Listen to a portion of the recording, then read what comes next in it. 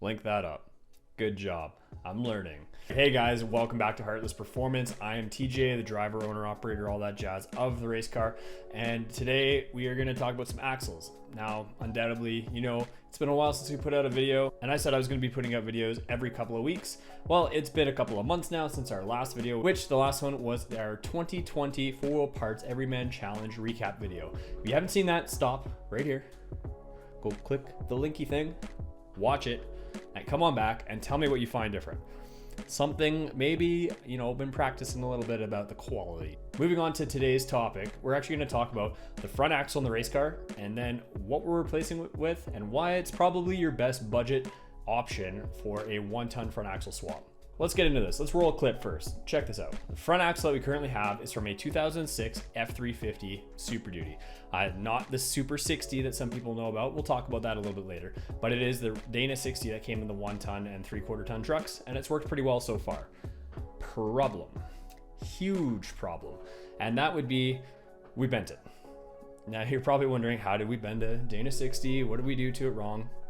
Well, if you take good looks at the cracks on the truss, which is actually an Artec JK swap kit for a Jeep, it works really good for its intended purpose, but when you go putting it into an Ultra 4 race car and you kind of butcher it up with different mounts and stuff, and it's the first thing you ever weld, yeah, not a good idea. It's a bad combination. It doesn't really go together. Taking a look, what ended up happening is when I put this axle together, it was originally underneath a JK, and we ended up putting it into the race car. Now, when we did that, we didn't strengthen between the actual diff housing itself in the center and the inner C's. So what that creates is an area where you can use a little bit of leverage and potentially bend stuff if you don't reinforce it. These axle trusses were intended to go with a coil spring Jeep, something that's going to retain factory style suspension, not necessarily be on coilovers and 37s and racing through the desert.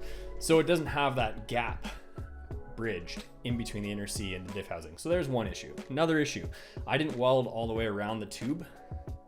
When I originally did it, I cut the cast back as required by the kit, but I didn't weld around the tube. So essentially all that was in that area holding the short side tube into place was a couple of plug welds and a couple of shoddy welds on the 3/8 backbone going to the very top of the axle.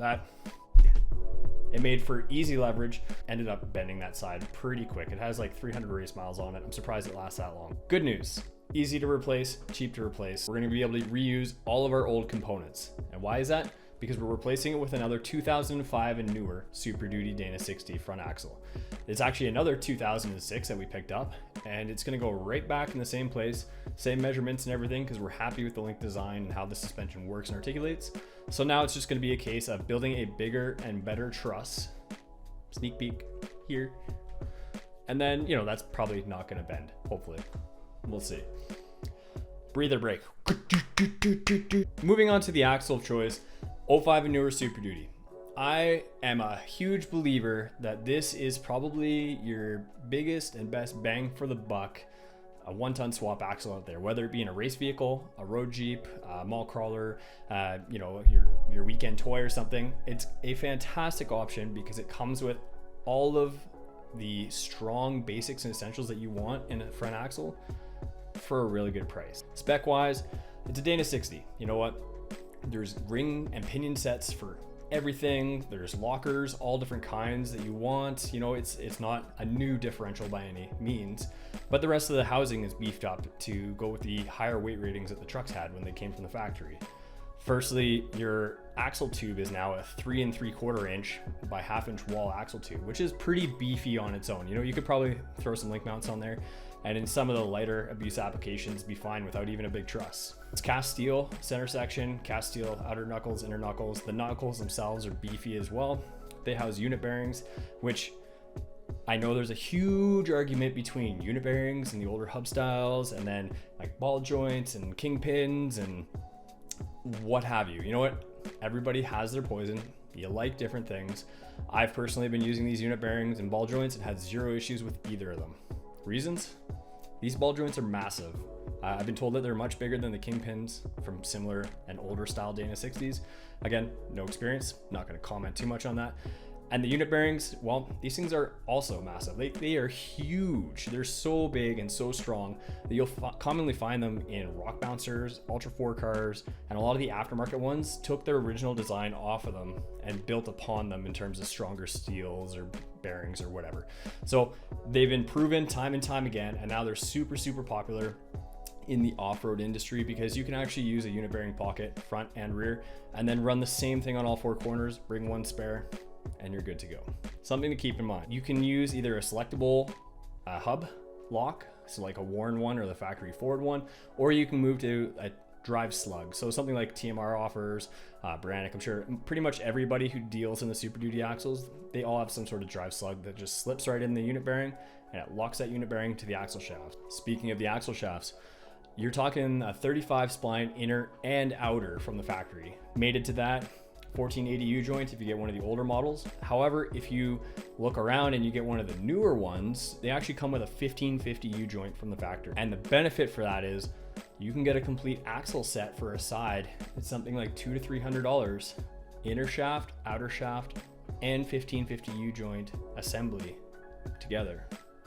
It's super cheap. Break an axle shaft, get a whole nother assembly, slap it in there, call it a day, done. Easy. It's got a 72-inch wheel mounting surface end to end. It's got disc brakes on it. It's nice and wide. It's beefy, 1-ton disc brakes. You can, again, swap out for anything else you want. You want Willwoods, put them on. You want Brembos, put them on. The sky's the limit with this thing. It's starting to become the staple in off-road equipment. And because of that, everybody makes parts for it. I don't think there's any part on it that you can't get easily, readily available, and either super cheap if you want it cheap, or you can spend a ton of money on it. Axle shafts, I'll go back to. Call up somebody like RCV, Brannick, any of the axle manufacturers, and you have a standard size axle. It's no custom length anything. You tell them, hey, I've got a Super Duty Dana 60. I need shafts. Done. Easy peasy. You know what? On the shelf. Can't find a shaft there, need one in a bind, run down to your local auto parts store and pick one up. Super upgradable and definitely an extremely affordable base axle to get started and upgrade into after. Speaking of base axle, base prices, my first axle I picked up, it was $200 or $300 Canadian for my first one. Complete. That's brake to brake, complete assembly, axle shafts, and you know what? Sure, it's been in a truck that's been on the road since 2005, 2006. So you gotta replace some of the wear stuff. So I changed out the ball joints, I changed out the U-joints, but we're still running the original shafts. We're running one original unit bearing. I blew one because I did not plug the speed sensor hole. That was my bad. So we have another one, which came off an equally as old truck. The second axle that I picked up a couple months ago to replace our front axle, well, that was $450, brake to brake. Everything included, even steering and everything. I've seen in the States, you guys have it a little bit more expensive for whatever reason. I would figure that because you have more trucks on the road, you know, maybe it would drive down the price, but it seems that there's a bit of a premium there still. Look around enough or go to a wrecker or find somebody who parts trucks out, then maybe you can find what you're looking for super cheap. Spend, you know, some money here and there, just some update stuff, and then you can be on the road easy, under $1,000. Now you're probably like, wow, under $1,000, you gotta do ring and pinion and re-gear and everything like that too. Well, we didn't. Yeah, no, actually, you'd probably be surprised to know we're still running the 373 gearing in our front axle, and I welded the front diff. Now, why we're doing that is because we're actually running a 6-speed transmission in the race car, which compensates for running that highway gear. It makes it really, really controllable and really puts down the power where we need it, but allows us to keep the bigger pinion for more abuse. So far, I'm a big fan of it. 373 seems to be a really good sweet spot. We're gonna run with it for a while. If you want to change it out, again, sky's the limits. Gears everywhere. Just make it rain, gears. All right, guys. I think I hit all my points.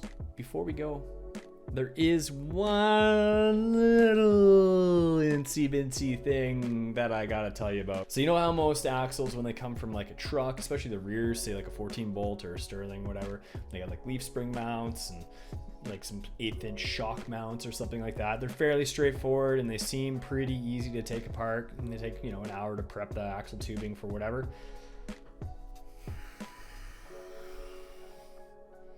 Passenger side is easy.